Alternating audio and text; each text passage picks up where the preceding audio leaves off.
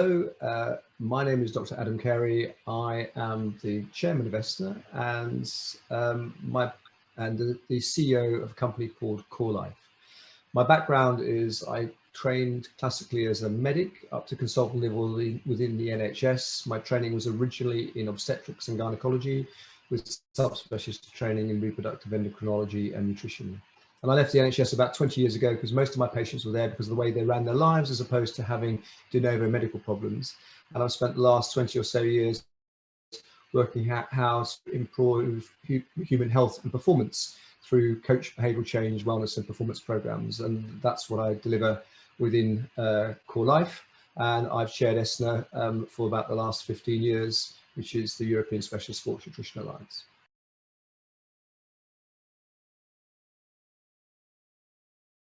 I think the first thing we have to really understand is what do we actually mean by mental health. At Core Life, we think that we look at mental health very much in the same way as we look at physical health, where there is a spectrum of health and well-being from on the one side, optimal health, to on the other side, disease manifestation and eventually death. Most of the mental health initiatives really are focused on looking at the early identification of disease and the treatment thereof. And at Core Life, we focus really on the 80% or more of people who are functioning, but maybe not functioning as well as they might do. And what we're looking to do with those people is to improve their function, reducing their risk of establishing longer-term disease. We believe that that mental health management should be proactive rather than reactive. And what most organizations have in place at the moment for their workforces are reactive strategies. So the sort of the mental health first aid pack and so, which identifies people as they're breaking down and then looks to wrap support and things around them. For me, this is really closing the door after the horse has bolted. I think another key point to establish is that when you're thinking about mental health, there are two ways of approaching mental health in terms of strategies. There is a top-down strategy, which might be using techniques like mindfulness or safe place, counseling and the like to support individuals. But there is also a bottom-up strategy. And this recognizes that what you do physically or your behaviors and activities around food, sleep, and activity massively impact how you feel, how you cope, and how happy you are. And at Core Life, we focus on helping companies and individuals change their behaviors on an everyday basis to improve both their physical and mental health and well-being, rather than just detecting illness. Physical activity has a direct impact on people's mental well-being. Exercise measurably improves people's mood. It reduces their stress by rebalancing those stress hormones, and it improves sleep. It's one of the best forms of treatment for depression that we know of. It's just rather difficult to get depressed people to exercise in the first place. It's better to have habits that are established in place that protect you from this. Taking part in these activities, particularly outside at this time when gyms have been closed, has also a huge impact on the mindfulness component of mental health, supporting the top-down strategy. And inside, you could use something like yoga to have a similar impact. So this is impacting both the body and the mind on a top-down and bottom-up process. And all of these things then start to have an effect on your immune system. Working outside or exercising outside, walking outside, for example, one of the things we see is that affects things like your vitamin D levels. Vitamin D, which is called the sunshine hormone, was for a long time thought of only to affect bone mineralization and to give people strong bones.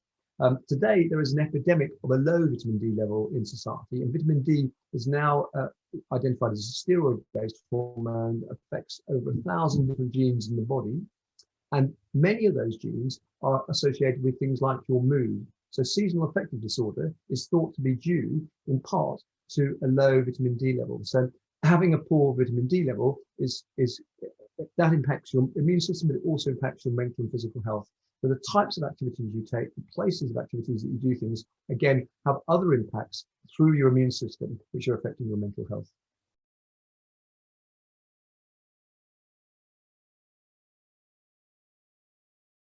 Whether that is sleep, nutrition, or physical exercise, they all have a huge impact on people's mental health and mental well-being. So if we look at sleep, for example, if you miss sleep or have reduced sleep, it has a huge impact in terms of how you will perform the next day. And by the time you've missed 2 or 3 days in a row, that impact is compounded.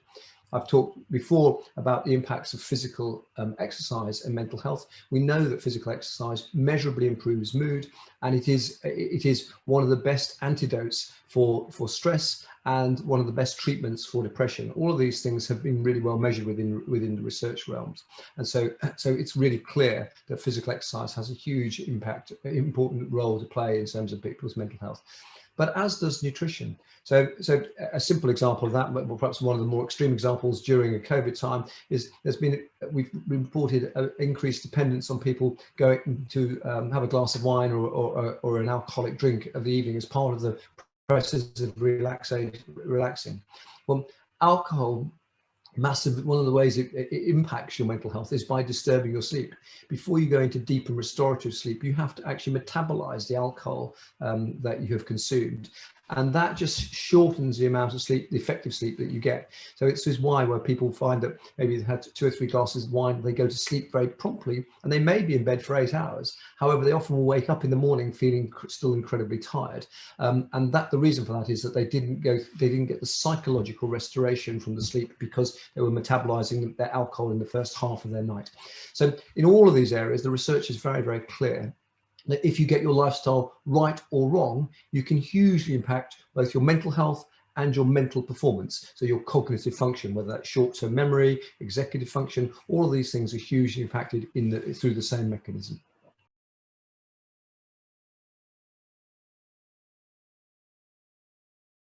Obviously, gyms have been closed through the COVID experience, and that's been really terrible for some people. I actually have a colleague of mine who's very, very, very, very dedicated gym goer, and he's really struggled with his mood and his mental health as a consequence of a lack of engagement in sport.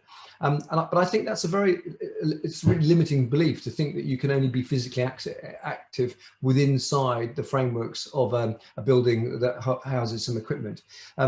Just walking has a huge impact on people's physical and mental well-being. It provides that great cardiovascular support. So just by walking, you get cardiovascular support. It supports the benefits of losing weight, and it also has a big mindfulness component because of being outside. And when you're outside, as I mentioned before, you're getting sunlight, and that's affecting your vitamin D production, and that's also improving your mood. So just doing really simple things like walking would be something that everyone can do, and we can wander outside to do that.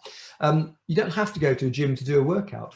Actually, there are many online facilities or opportunities to work out things from really simple things like the 7-minute app. So you can download the 7-minute app onto your phone, and in 7 minutes it gives you 7 different exercises that you can do and participate in, which gives you effectively a short, high intensity workout, and it's as intense as you want to make it, but it only lasts 7 minutes. So this is the sort of thing that can be fitted into every day, and doesn't involve really a whole bunch of equipment or getting changed. You can just put on a pair of shorts and do this in your living room. You don't have to go out anywhere. And obviously one can build from these sorts of bodyweight exercises and walking into more structured exercise, and whether that's cycling a bike or going for a jog, taking part in online yoga classes as I've done during the lockdown. All of these things that we can do very, very simply. They don't have to cost anything, or certainly don't have to cost a fortune. And I think that the real thing is recognizing it's possible to do these things and exploring the things you like to do. Exploring those often as part of a community is really, really powerful. And certainly at Core Life, we think community, we have, our logo has 3 circles on them. They stand for mind, body, and community. And community is really important because this is the bit that supports you. Often when you don't feel like doing something, you know that something might be good for you, but you don't really feel like doing it. How do you sort of galvanize yourself? One of those things is to make a commitment with either family or friends to do this together, and whether that's doing this together in a Zoom meeting, and I've had friends who have done Zoom yoga together, for example, or it's you're going out for a walk or a jog or a cycle with other people. Doing that as part of your community is very, very powerful.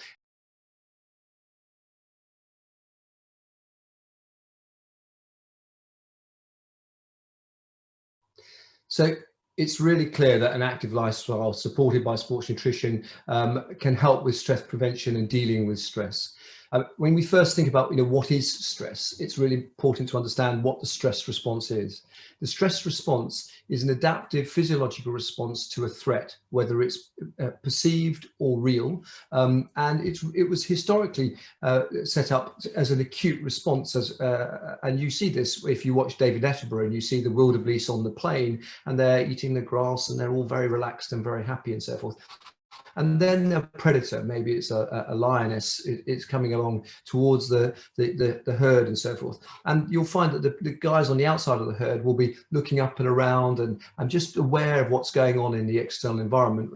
And the rest of the herd, they're busy grazing and eating the grass. And if this predator comes too close, then the sort of the sentries, the guards on the outside of the pack, bolt, and they run through the pack and off they go, and they'll run a mile or so down the prairie, which might take them 3 or 4 minutes or so, and then they go back to eating the grass, and somebody else takes over as the sentry on the outside of the pack there.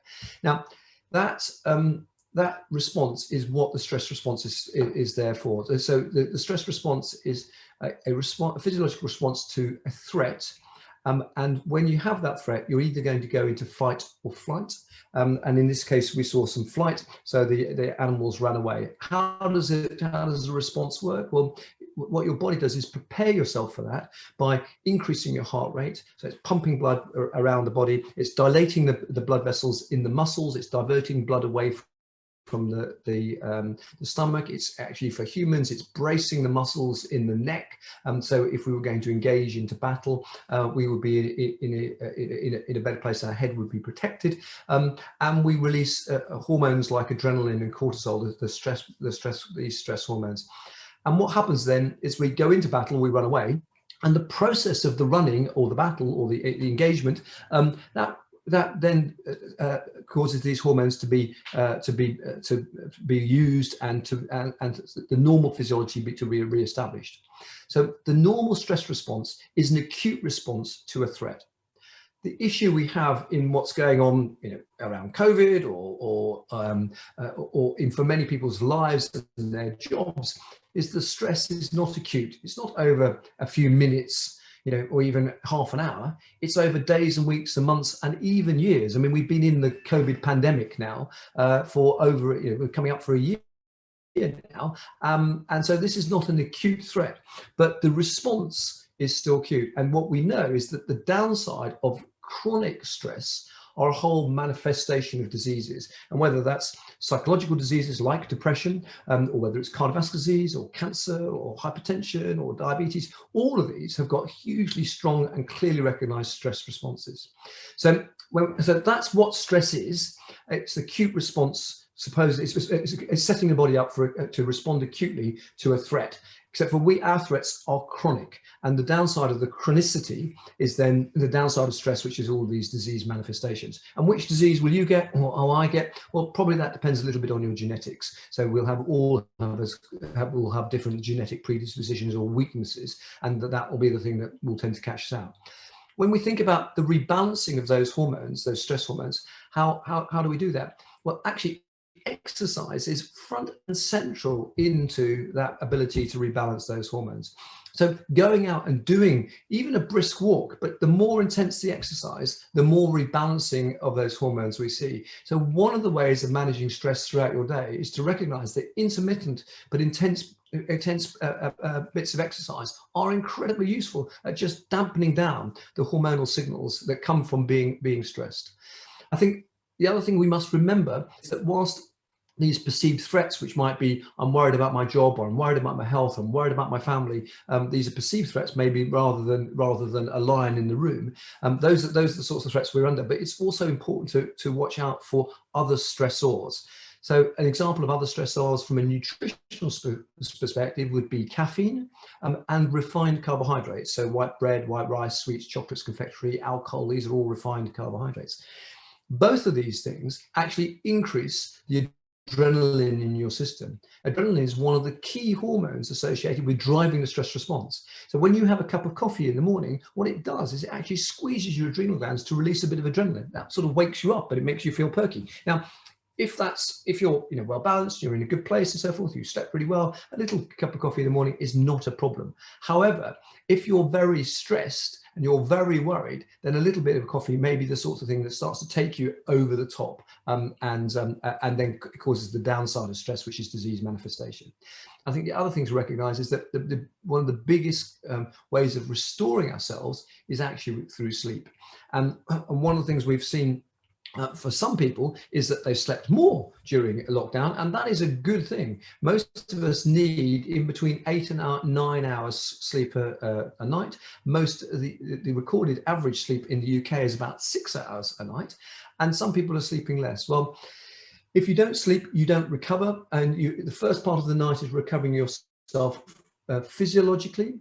And so that's the physiological restoration. And the second half of the night is the psychological restoration. So when you sleep less, you still do the physical restoration. So when you get up in the morning, bits of your body don't fall off you. You know, you're physically able to function, but mentally, you're not in a good place. So when your sleep is shortened, it is you get deterioration in mental function, not physical function. So it's really important to recognize that sleep is massively important. And very many people think that they'll sleep when they're dead. All I know is you're going to be dead a lot sooner if you take that approach.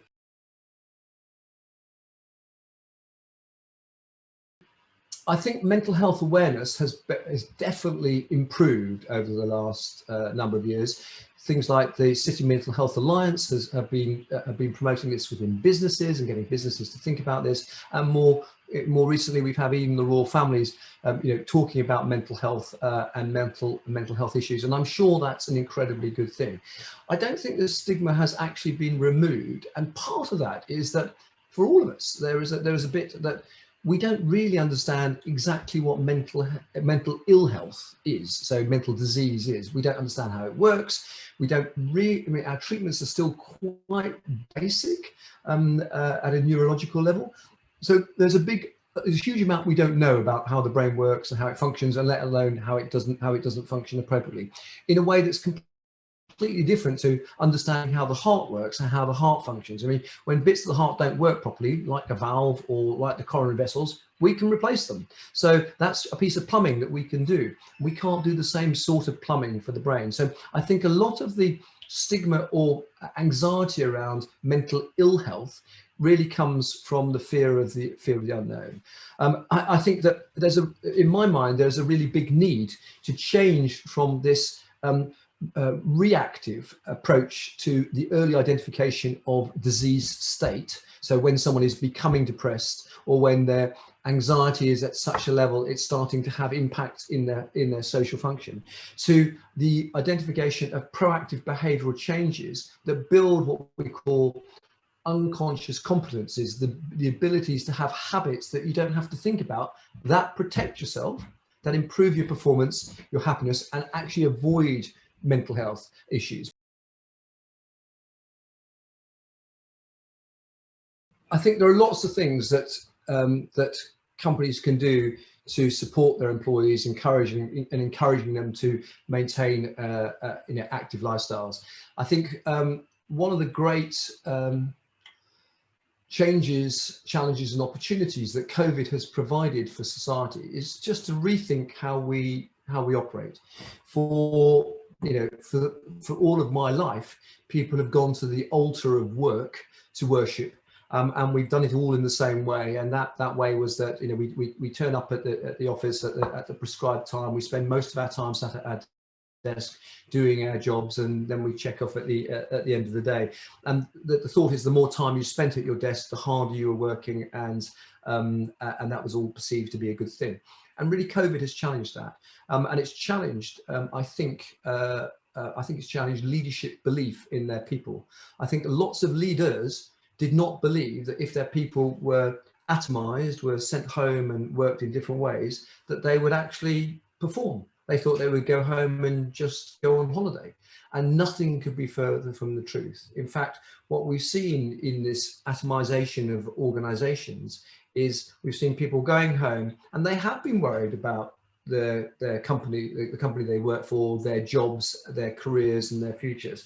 And they've all been working incredibly hard, those who've been able to work. They've been working really long hours, and because they have not had to go to work. So for me, to get to my place of work, it takes me about 10 or 11 minutes to go, from my bedroom, having been to the bathroom, downstairs into the kitchen to make a cup of coffee and to get to my desk.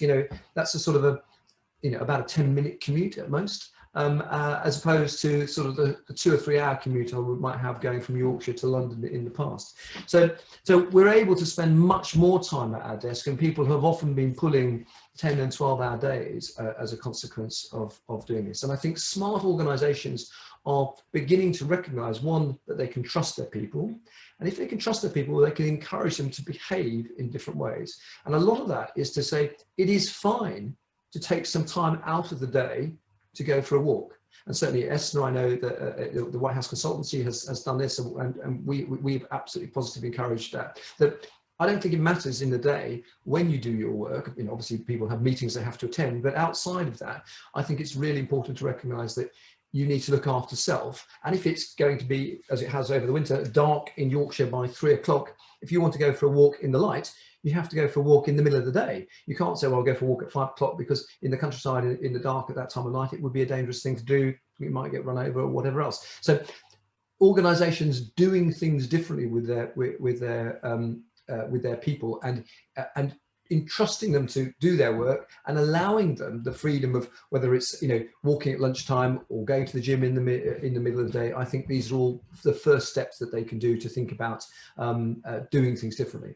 I think Core Life takes that a step further when we're looking at driving these proactive interventions for employees using mobile and wearable devices. We've seen an explosion of the use of things like Fitbits and Garmin's and the like, and home gym equipment over the period of time of COVID.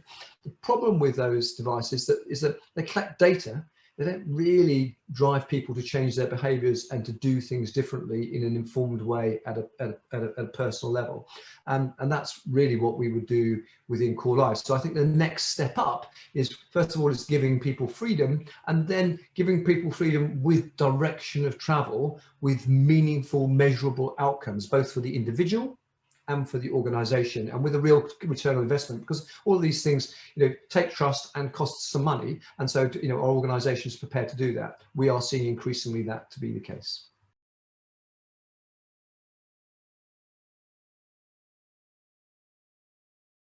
I think that the more that that we talk about it, the more that it's open on the table for discussion, the better. Because not only do we recognize that there are real issues here, people have been feeling hugely anxious. We all know someone who's been struggling,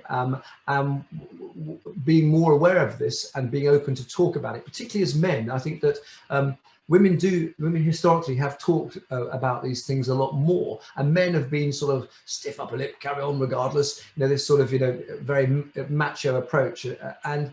And what we're seeing from in sport and in other areas of society, that doesn't work. That just doesn't cut it. And turning to alcohol or other drugs and so forth, again, is not very, very helpful. So I think the ability to put it on the table and talk about it is really, really important. And I think that that's exactly what the industry is doing. I think we need to think about, many of the industries work in a very online community fashion, so they have big online followings. I'm thinking about, I'm seeing a number of these organizations now thinking about how to move their online activities offline. So how can they create real offline communities that are actually doing things together in that community, with that community angle, that are supporting one another? I think that's a real opportunity for the sports nutrition industry to get behind and to do things well. And I've seen a number of initiatives that are just starting in that line, and I'm really hugely supportive about that. And I think that that we're going to see this across all sectors of society. We've seen today the government announce post the budget that they are going to start to incentivize and to pay for strategies that are focusing on reducing obesity. Why? Because obesity is such a huge risk for both COVID, but also it's a huge cost within the NHS, and the driver of type 2 diabetes, one of the biggest cost spaces within the NHS. So the government are going to be doing it. I think organisations need to think about, how do they do it for their employees? How do you become the employer of choice so you can attract millennials who care about their planet, and they care about how we are doing things, and they're going to want to work for employers who are forward thinking and are doing things differently. And then I think that different industries can look at how they are operating with their own customer base and think about how they do that. And I think the sports nutrition industry should be no different.